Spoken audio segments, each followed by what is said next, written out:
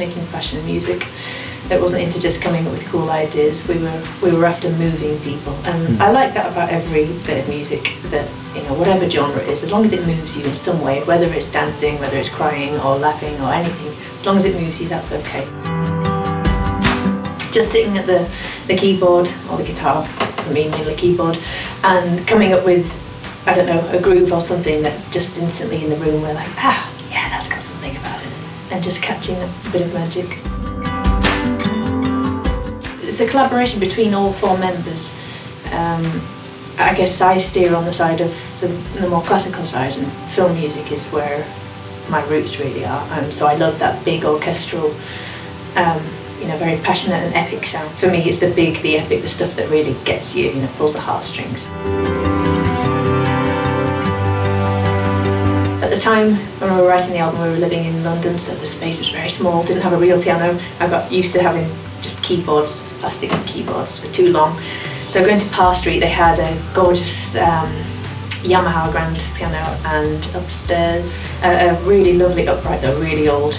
I don't even think it had a make on it. It even had a sellotape roll underneath to hold the pedal on. It was battered.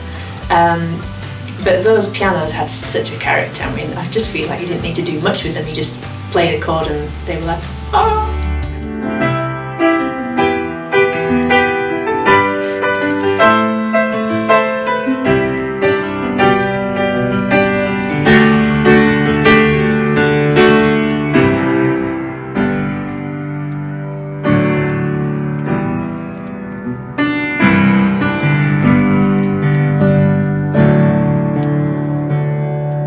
It was the night before we were going to mixing, and we needed to give the mixing guy stems and everything that he needed.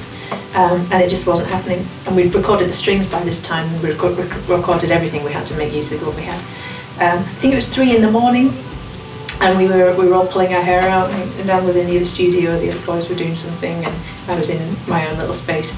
And I'd spent 3 hours on this little vocal thing.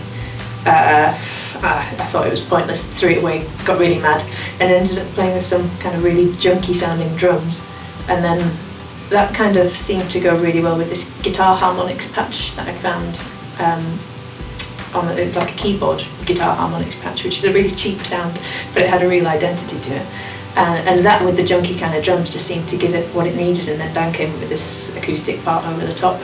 And so we cut out the bass, we cut out the keys and the guitar that we'd recorded, and we were just left with these kind of bassy, heavy drums, this cheap keyboard guitar, and Dan's acoustic and vocal. And then the band came in later on, and the song just seemed to be like